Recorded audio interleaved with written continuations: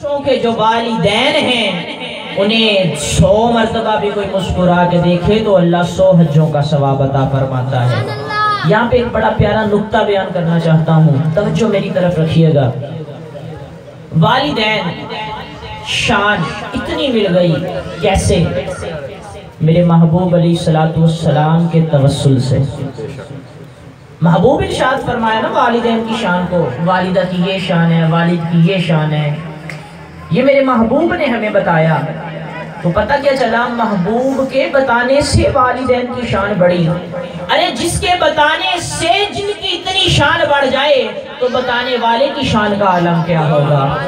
اگر والدین کے رخ کو دیکھنے سے 100 حجوں کا رب ثواب عطا فرمائے تو میرے محبوب کے رخسار کو دیکھنے کا عالم کیا ہوگا؟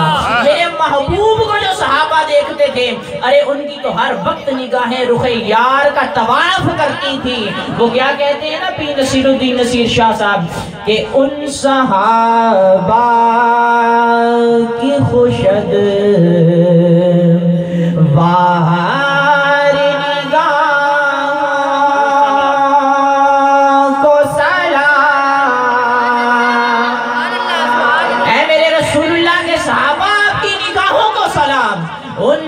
صحابہ کی خوشد بار نگاہوں کو سلام، جن کا مسلک تھا تباہ رخ زیبا کرنا۔ مسلک تھا ان کا، عادت نہیں، جن کا مسلک تھا تباہ رخ زیبا کرنا۔ اور جب محبوب علیہ السلام کے رخ انور کی تجلی کی زیارت کی ہم دل میں امید جگاتے ہیں نا، تو پھر پنجابی کے اس شاعر کا یہ کلام یاد آتا ہے، کدی آؤ غریب باندے محلے یا رسول اللہ، کدی آؤ غریب باندے محلے یا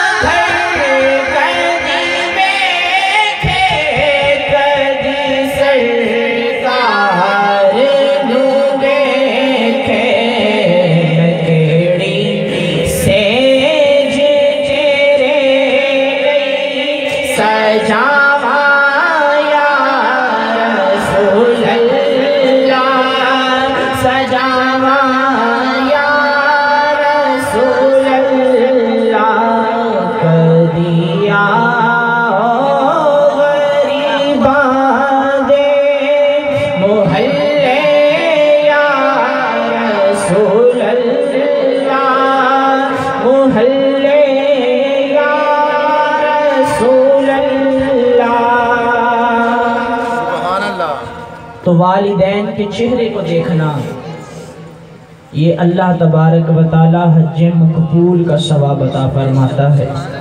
کنز العمال کی حدیث شریف ہے، میرے محبوب علیہ السلام نے ارشاد فرمایا 5 چیزوں کو دیکھنا عبادت ہے۔ 5 چیزوں کو دیکھنا عبادت ہے۔ پہلا فرمایا مصحف، یعنی قرآن کو دیکھنا عبادت ہے۔ قرآن کو دیکھنا عبادت ہے تو پھر پڑھنے والوں کا کیا عالم ہوگا۔ قرآن کو دیکھنا عبادت ہے، پھر فرمایا عالم باعمل کے چہرے کی زیارت کرنا بھی عبادت ہے۔ عالم کے چہرے کی زیارت کرنا بھی عبادت ہے۔ پھر حضور علیہ السلام نے ارشاد فرمایا سمندر کو دیکھنا بھی عبادت ہے۔ اچھا اب سوال اٹھتا ہے سمندر کو دیکھنا عبادت کیسے ہے؟ چلو قرآن اس میں تو دین ہے، اللہ کا کلام ہے، عالم دین اس نے دین پڑھا ہوتا ہے، وہ رب کا کلام سمجھاتا ہے، اس لیے دیکھنا عبادت ہے۔ تو امام زرقانی رحمت اللہ علیہ اس حدیث کی شرح میں لکھتے ہیں سمندر میں اللہ کے ایسے ایسے نظارے موجود ہیں جسے دیکھنے سے بندہ گواہی دیتا ہے کہ رب موجود ہے، لہذا سمندر کو دیکھنا بھی محبوب فرماتے ہیں عبادت ہے۔ اور چوتھی جگہ پہ حضور فرماتے ہیں ماں باپ کے چہرے کو دیکھنا بھی عبادت ہے۔ ماں باپ کے چہرے کو جب تک بندہ دیکھتا رہتا ہے تب تک بندہ اللہ کی عبادت میں مصروف رہتا ہے، اللہ کی عبادت میں مصروف رہتا ہے۔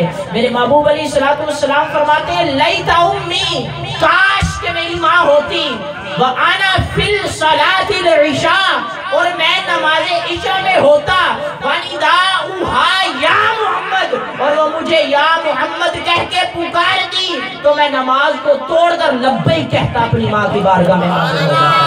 یہ دیکھیں میرے محبوب کو بھی لیتا کے الفاظ ہیں حدیث کے، یہ تمنا کے لیے آتے ہیں، تمنا کے لیے کاش کہ میری ماں بھی موجود ہوتی۔ حضور علیہ السلام کے ایک مرتبہ یوں ہوا، بخاری شریف کا یہ واقعہ ہے، حضور علیہ السلام کے سر میں نا ابو جہل نے پتھر مارا تو میرے محبوب علیہ السلام کا سر اقدس یہ شک ہو گیا اور خون مبارک نکلنے لگا۔ میرے محبوب علیہ السلام اسی غم اور تکلیف کی معاملات میں نا خانہ کعبہ کی دیوار سے ٹیک لگا کے نا اپنے بازو پہ سر رکھ کے رونے لگے۔ تو آپ کے بڑے پیارے چچا حضرت امیر حمزہ رضی اللہ تعالیٰ عنہ، تب آپ نے قبول اسلام نہیں کیا تھا، آپ کی نوکرانی نے آپ کو دیکھ لیا کہ حضور رو رہے ہیں۔ امیر حمزہ رات کو گھر آئے تو وہ نوکرانی ساتھ کھانا بھی لگا رہی ہے اور رو بھی رہی ہے۔ تو حضرت امیر حمزہ پوچھتے ہیں بتا رو کیوں رہی ہے؟ کہنے لگی آپ کو پتہ نہیں ہے آج آپ کے بھتیجے کے ساتھ ابو جہل نے یہ ظلم کیے ہیں۔ تو امیر حمزہ اٹھے، جلال میں آئے، ابو جہل کے پاس گئے تو اس کے سر پہ تلوار مار کے نا اس کا سر درمیان سے آدھا آدھا کر دیا، اس کو بھی ضرب لگا دی اور لگا کے نا حضور کی بارگاہ میں حاضر ہوئے اور آ کے عرض کرتے ہیں میرے پیارے بھتیجے میں نے تیرا بدلہ لے لیا ہے، اٹھنا میں نے تیرا بدلہ لے لیا ہے۔ محبوب کو جب بازوؤں سے پکڑا نا تو میرے محبوب نے بازوؤں کو چھڑایا اور کہنے لگے اے چچا کاش کہ آج میرا باپ اور میری ماں ہوتی تو ابو جہل کی جرت نہ ہوتی کہ مجھ پہ ہاتھ اٹھاتا۔ نبی کو بھی اتنا مان ماں باپ پہ، جو امام الانبیاء ہیں وہ بھی کہتے ہیں کہ کاش آج میری ماں یا میرا باپ ہوتا تو اس کی ہمت نہ ہوتی مجھ پہ ہاتھ اٹھانے کی۔ اللہ فرماتا ہے وَإِذْ قَالَ رَبُّكَ لِلْمَلَائِكَةِ إِنِّي جَاعِلٌ فِي الْأَرْضِ خَلِيفَةً، اور جب تمہارے رب نے فرشتوں سے کہا کہ میں زمین میں اپنا خلیفہ بنانے والا ہوں، بڑے نکتے کی بات عرض کروں گا، توجہ سے سنیے گا۔ تو فرشتوں نے کیا کہا؟ قَالُوا، تو فرشتے کہنے لگے أَتَجْعَلُ فِيهَا، کیا تو زمین میں ان کو پیدا کرے گا؟ مَن يُفْسِدُ فِيهَا، جو زمین میں فساد پھیلائے گا، وَيَسْفِكُ الدِّمَاءَ، اور خون بہائے گا۔ اب جب یہ بات کی نا فرشتوں نے تو اب پھر بنایا کسے اللہ نے؟ اللہ نے بنایا اپنا خلیفہ حضرت آدم کو، جو آپ کے بھی باپ ہیں میرے بھی باپ ہیں۔ باپ کی شان کا نقطہ بیان کرنا ہے، سبحان اللہ ضرور کہیے گا۔ جو آپ کے بھی باپ ہیں میرے بھی باپ ہیں، تمام انسانی مخلوق کے حضرت آدم باپ ہیں۔ جب حضرت آدم کو بنایا تو اللہ نے کیا خطاب عطا فرمایا؟ خلیفتاً، اپنا خلیفہ بنا کر بھیجا۔ اللہ نے زمین کو بنایا، کن فرمایا زمین بن گئی۔ اللہ نے پہاڑوں کو اس کے اندر لگایا، کن فرمایا پہاڑ بن گئے۔ اللہ نے درختوں کو پیدا فرمایا، کن فرمایا درخت بن گئے۔ اللہ نے سمندروں کے جالوں کو بچھایا، کن فرمایا سمندر بن گئے۔ اللہ نے دریاؤں کو بچھایا، کن فرمایا دریا بن گئے۔ اللہ نے چرند بنائے، کن فرمایا چرند بن گئے۔ اللہ نے پرند بنائے، کن فرمایا پرند بن گئے۔ اللہ تبارک و تعالی نے آسمانوں کو بنایا، کن فرمایا آسمان بن گئے۔ ان ساتوں آسمانوں میں فرشتوں کو پیدا فرمایا، کن فرمایا فرشتے بن گئے۔ اللہ تبارک و تعالی نے جنت کو بنایا، کن فرمایا جنت بن گئی۔ اللہ نے دوزخ کو بنایا، کن فرمایا دوزخ بن گئی۔ حتیٰ کہ جتنی بھی مخلوق اللہ نے پیدا فرمائی، اللہ آرڈر دیتا گیا اور وہ مخلوق بنتی گئی۔ مگر پڑھ کے دیکھیں امام غزالی کی احیاء العلوم، امام غزالی فرماتے ہیں سب سے پہلے اللہ تبارک و تعالی نے حضرت آدم کے دست خاکی کو اپنے دست رحمت سے تیار فرمایا اور پھر اس کے اندر اپنی روح سے اس کے اندر روح کو پھونکا۔ دست خاکی کو اپنے دست رحمت سے تیار فرمایا۔ باقی چیزوں پہ اللہ کے آرڈر ہوئے ہیں، مگر ہمارے اور تمہارے باپ کو اللہ نے اپنے دست رحمت سے پیدا فرمایا۔ یہ ہے باپ۔ باپ رب فرماتے ہیں والدین۔ اب قرآن کو کہیں بھی پڑھ کے دیکھیں، کہیں بھی والدہ کا ذکر نہیں ہے، والدین ہیں۔ والدین سے اگر آپ یا اور نون کو نکال دیں تو والد بچتا ہے، ماں تو بچی نہیں۔ تو پتہ کیا چلا، یہ جو دین میں ماں ہے نا، یہ بھی والد کے صدقے سے آئی ہے۔ سمجھ لیں میری بات، جو دین میں ماں ہے نا، یہ بھی والد کے صدقے سے آئی ہے۔ اگر والد نہ ہوتا تو پھر والدہ بھی نہ ہوتی۔ حضور فرماتے ہیں الجنت تحت اقدامہا، جنت تمہاری ماں کے پیروں کے نیچے ہے۔ وَبَابُهَا وَالِدُكَ، اور اس کا جو مین دروازہ ہے وہ تمہارا باپ ہے۔ اب انسان نماز پڑھتا ہے، اللہ کی رضا یہ تو سب سے پہلے ہے نا، مگر اس کے ساتھ ساتھ انسان کے دل میں ایک خواہش ہوتی ہے کہ مجھے جنت ملے۔ ایسے ہی ہے نا، نیک اعمال کے پیچھے ایک دل میں خواہش ہوتی ہے کہ میں جنت میں داخل ہو جاؤں۔ بندہ نماز پڑھتا ہے جنت ملے، زکوٰۃ ادا کرتا ہے جنت ملے، روزے رکھتا ہے جنت ملے، حج ادا کرتا ہے جنت ملے، غریبوں کو کھانا کھلاتا ہے کہ جنت ملے، مساکین کی بندہ پروری کرتا ہے کہ جنت ملے، علماء کا ادب کرتا ہے کہ جنت ملے، نمازوں کی پابندی کرتا ہے کہ جنت ملے، مسجدوں کو صاف کرتا ہے کہ جنت ملے، اور طرح طرح کے معاملات سے جنت کو پانے کی کوشش کرتا ہے۔ مگر قربان جاؤ، محبوب فرماتے ہیں جس جنت کے لیے تو مارا پھر رہا ہے نا، غور تو کر، الجنت تحت اقدامہا، وہ جنت تو تیرے رب نے تیرے ماں باپ کے پیروں کے نیچے رکھ دی ہے۔ کبھی ان کو بھی تو چوم کے دیکھا کر، کبھی ان کو بھی تو چوم کے دیکھا کر۔ اگر کوئی جنت کی دہلیز کو چومنا چاہتا ہے نا تو وہ ماں باپ کے پاؤں کو بوسہ دے دیا کریں، تو کبھی مٹھاس محسوس کریں، ان بوسوں کی مٹھاس محسوس کریں، تو پھر بندے کو پتہ چلتا ہے۔ حضرت سلیمان علیہ نبینا علیہ السلام، یہ اللہ تعالیٰ کے بڑے پیارے اور بزرگزیدہ نبی گزرے۔ اس سے پہلے بایزید بسطامی رحمت اللہ علیہ، وہ بڑا زبردست واقعہ میرے ذہن میں آ گیا۔ بایزید بسطامی یہ بستان کے رہنے والے تھے، اور آپ ان کی اگر ہسٹری پڑھ کے دیکھیں نا، ان کو ولایت کیسے ملی تو ماں کے صدقے سے ملی۔ وہ کیسے؟ بایزید بسطامی ایک نوجوان شخص تھے، اور معاذ اللہ اوباش نوجوانوں کے ساتھ آپ کا بیٹھنا اٹھنا تھا۔ ایک مرتبہ دل میں شوق ہوا کہ میں کیوں نہ علم دین حاصل کروں، تو ماں نے انہیں اپنے شہر سے دور بھیج دیا۔ ایک رات قیام کے لیے اپنے گھر واپس آئے تو بستان، چونکہ پرانے زمانے کی باتیں ہیں، تب کنویں ہوا کرتے تھے، یا جو بھی معاملہ تھا دور سے پانی لانا پڑتا تھا، قریب پانی نہیں تھا۔ آدھی رات کا وقت ماں کی آنکھ کھلی تو کہا بیٹا پانی پینا ہے۔ بایزید بسطامی اٹھے، ہاتھ میں کٹورا لیا اور کنویں سے پانی بھرنے کے لیے چلے۔ کافی دور تھا تو آنے جانے میں وقت لگا، جب واپس آئے پانی لے کے تب تک والدہ دوبارہ سو چکی تھی۔ اب بایزید بسطامی کھڑے ہیں، سردی اتنی زیادہ ہے کہ کٹورے سے پانی کے قطرے ٹپک رہے ہیں، اور ٹپک ٹپک کے بایزید بسطامی کے ہاتھوں پہ برف جم رہی ہے۔ برف اتنی جم گئی کہ بایزید بستامی کے ہاتھوں اور پیالے کے درمیان فرق نہ رہ سکا، پیالہ ہاتھوں کے ساتھ جم گیا۔ تو جب تہجد کا وقت ہوا، اللہ کے ولی کی ولیہ ماں جب نماز کے لیے اٹھی تو دیکھا کہ بایزید سرہانے کھڑے ہیں، تو فرمایا بیٹا تو نے مجھے اٹھایا کیوں نہیں؟ کہنے لگے اماں جی میرے ادب نے گوارا نہیں کیا کہ آپ کو سوتے ہوئے میں جگاؤں۔ تو حضرت بایزید بستامی کی والدہ نے کہا جا پھر تجھے اللہ ایسے علم سے نوازے گا کہ اللہ تجھے اپنی ولایت کا منشب عطا فرمائے گا۔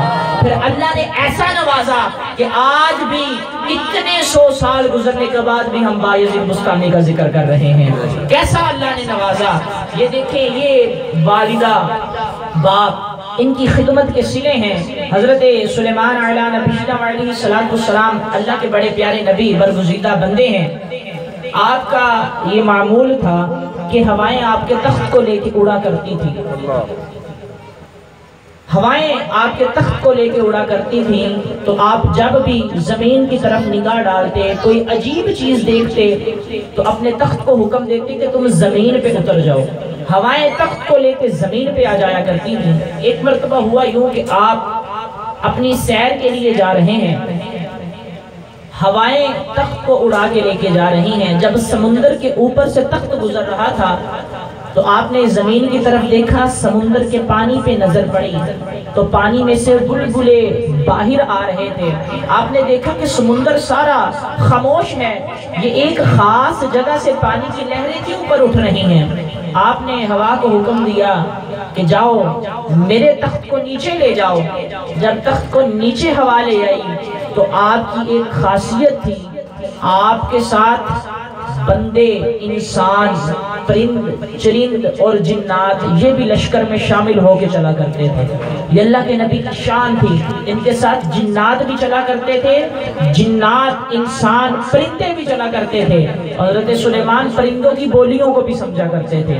جب حضرت سلیمان پرندوں کی بولیوں کو سمجھتے ہیں تو جو امام الانبیاء ہیں پھر وہ ہماری بولیوں کو کیوں نہیں سمجھ سکتے؟ وہ تو پھر اولا سمجھتے ہیں نا۔ بہرحال حضرت سلیمان تخت کو نیچے بلوایا تو اپنے نعلین، اپنے جوتے مبارک اتار کے نا اس جنگل پہ پیدل اور بغیر جوتوں کے چلنا شروع کر دیا۔ تو مریدین نے عرض کی یا نبی اللہ آپ جوتے پہن لیں، جوتے کیوں اتار دیے؟ ملفوظات اعلیٰ حضرت میں سرکار اعلیٰ حضرت لکھتے ہیں، فرمانے لگے میں نے جوتے اس لیے اتارے ہیں، یہ کوئی عام جگہ نہیں، میں آنے والی امتوں کو بتا رہا ہوں کہ یہاں آخری نبی کا روزہ بننے والا ہے، یہاں پر جب بھی آنا جوتوں کو اتار کے آنا، یہ آخری نبی کی آرامگاہ ہے۔ حضرت سلیمان کہتے ہیں جب وہ سمندر کے کنارے پہنچے، تخت کو نیچے اتار کے سمندر کے کنارے پہنچے تو جو جنات کا بادشاہ تھا اس سے فرمانے لگے جاؤ جا کے دیکھ کے آؤ یہ بلبلے کہاں سے آ رہے ہیں۔ اب وہ جنات کا بادشاہ ڈبکی لگائی، کافی دیر کے بعد باہر آیا، آکے کہنے لگا حضور یہ بلبلے وہاں سے آ رہے ہیں جہاں میری جانے کی طاقت نہیں ہے، بڑی گہرائی سے آ رہے ہیں۔ تو پھر حضرت سلیمان علیہ نبینا علیہ السلام کے لشکر میں ایک اور بھی خوبصورت اور نوجوان موجود تھے جن کا نام بہت ہی خوبصورت، جنہوں نے تخت بلقیس کو بھی لے کے آئے، جن کو آصف بن برخیہ کے نام سے یاد کیا جاتا ہے۔ تو یہ اللہ کے ولی ہیں۔ جب اللہ کے ولی کو حکم ہوا کہ جائیں آپ جائیں اور ساتھ اسے بھی لے جائیں، جائیں دیکھ کے آئیں کہ یہ بلبلے کہاں سے آ رہے ہیں۔ اب آصف بن برخیہ بھی سمندر میں گئے اور جنوں کا بادشاہ بھی گیا۔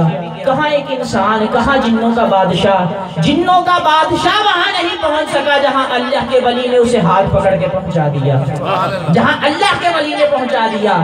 اب وہاں پہ گئے تو حضرت آصف بن برخیہ کچھ دیر کے بعد باہر واپس آئے تو کہنے لگے حضور میں نے اندر ایک عجیب چیز دیکھی ہے، گنبد جیسی کوئی چیز ہے، یہ بلبلے اس کے اندر سے آ رہے ہیں۔ تو حضرت سلیمان علیہ نبینا علیہ السلام فرمانے لگے جاؤ آصف کچھ بندوں کو اور ساتھ لے جاؤ، اسے اوپر لے کے آؤ۔ جب اس گنبد کو اوپر لے کے آئے تو حضرت سلیمان نے اللہ کی بارگاہ میں ہاتھ اٹھائے، یا الہ العالمین اتنا بڑا راز اگر مجھ پہ کھول دیا ہے تو جو اس کے اندر ہے وہ بھی مجھ سے مت چھپانا، اس کے اندر جو کچھ ہے وہ بھی مجھ پہ کھول دے۔ حضرت سلیمان علیہ نبینا علیہ السلام کی دعا کرنے کی دیر تھی، اللہ نے قبول فرمائی، اور جب گنبد کو درمیان سے کھول دیا رب نے، اس کے اندر سے ایک چمکتے چہرے والا نوجوان باہر نکلا۔ جب نوجوان باہر نکلا تو حضرت سلیمان نے پوچھا، بیٹا تم یہاں کیا کر رہے ہو، کب سے کر رہے ہو؟ تو وہ نوجوان کہنے لگا، یا نبی اللہ میں یہاں پر عبادت کر رہا ہوں، اور کہنے لگا میں حضرت ابراہیم کے زمانے کا ہوں، مجھے 2000 سال ہو گئے، میں اس سمندر کی تہہ میں رہ کے عبادت کر رہا ہوں۔ حضرت سلیمان نے پوچھا، یہ کس سبب سے تجھے اتنا مقام مل گیا؟ تو کہنے لگا، حضور اور تو کوئی بات نہیں، میرا باپ تھا بوڑھا اور تھا بھی بڑا بیمار، تھا بھی بوڑھا اور تھا بھی بڑا بیمار۔ آج یہ دو ہی مسئلے ہیں ہمارے، جب بوڑھا ہو جاتا ہے تب بھی ہم تنگ آ جاتے ہیں، جب بیمار ہو جاتا ہے تب بھی ہم تنگ آ جاتے ہیں۔ اور اس نوجوان کی شخصیت کو نکھارنے کی دو ہی وجوہات تھی۔ کہنے لگا جی بوڑھے بھی تھے اور بیمار بھی تھے، ہوا کچھ یوں کہ میں اپنے بیمار باپ کی بڑی خدمت کیا کرتا تھا، جب آپ کا آخری وقت آیا تو میرے والد نے مجھے یاد کیا، میں اپنے والد کے پاس گیا تو روح قبض ہونے والی تھی کہ میرے والد نے میرا ہاتھ پکڑا، میرے ہاتھ پہ بوسہ دیا اور میرے ماتھے پہ بوسہ دے کے میرے ماتھے کو اپنے سینے کے ساتھ لگا دیا، اور مجھے سینے پہ رکھتے ہوئے یہ دعا کی، یا اللہ میں اپنے اس بیٹے سے راضی ہوں، تو بھی راضی ہو جا، یا اللہ میں اس سے راضی ہوں، اسے اس جگہ پر عبادت کی توفیق دینا جہاں شیطان بھی اسے تنگ نہ کر سکے، جہاں شیطان بھی تنگ نہ کر سکے۔ تو اللہ نے جب میرے والد کی روح قبض فرما لی تو میں اپنے والد کو تجہیز و تکفین کر کے اس سمندر کے کنارے جا رہا تھا کہ یہ گنبد نبودار ہوا، میں اس کے اندر چلا گیا۔ تب سے دن جائے اور آج کا دن آئے، میں باہر نہیں آیا، آج آپ کے بلانے پہ باہر آیا ہوں۔ حضرت سلیمان نے بڑا پیارا سوال کیا، فرمانے لگے بیٹا کبھی یوں نہیں محسوس ہوا کہ سمندر کی تہہ میں ہوں تو میرے اوپر سے پانی نہ گزر جائے، کبھی یوں نہیں محسوس ہوا میں ڈوب جاؤں گا؟ حضرت سلیمان سے وہ نوجوان مسکرا کے کہنے لگا، یا نبی اللہ جس کے ساتھ باپ کی دعائیں ہوں وہ سمندر کی تہہ میں بھی ڈوبا نہیں کرتے، جس کے ساتھ باپ کی دعائیں ہوں وہ سمندر کی تہہ میں بھی ڈوبا نہیں کرتے۔ میری آپ تمام دوستوں سے یہ التماس ہے، تمام دوست جن کے والدین حیات ہیں ان کے ساتھ حسن سلوک سے پیش آئیں۔ اچھا کئی دوست یہ مسئلہ مسجد میں بھی پوچھتے ہیں، جی وہ اگر ماں باپ فوت ہو گئے تو اب کیا کرنا چاہیے؟ جی وہ اصل میں جہالت کا دور ہے، تو ہوتا یوں ہے کہ بندہ وہ پھر قبروں پہ جا کے تو میں معافی مانگتا ہوں جی تو یہ جی تو وہ جی۔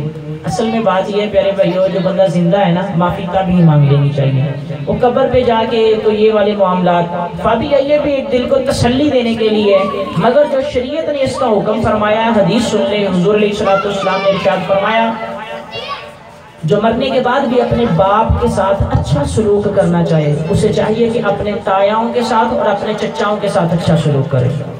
اگر تائے بھی نہیں ہیں، چچے بھی نہیں ہیں، تو پھر اسے چاہیے اپنے باپ کے دوستوں کے ساتھ اچھا سلوک کرے۔ جب اپنے باپ کے دوستوں کے ساتھ اچھا سلوک کرے گا اس کے باپ کی روح بھی اس پہ راضی ہوگی۔ تو تمام دوست جن کے زندہ ہیں وہ آج ہی معافی تلافی کے معاملات کریں، پاؤں میں گر جائیں، ان کو منا لیں۔ جن کی اس دنیا سے رخصت ہو گئے وہ حدیث کے تحت آپ نے والدین کے دوستوں کے ساتھ اچھا اس میں سلوک کریں۔ اللہ تبارک و تعالی ہمیں والدین کا فرما بردار بنائے، جن کے دنیا میں ہیں رہ کر ان کی خدمت کرنے کی توفیق عطا فرمائے، جن کے دنیا سے رخصت ہو گئے اللہ تبارک و تعالی ان کی کامل طور پہ بخشش فرمائے۔ وما علینا الا البلاغ۔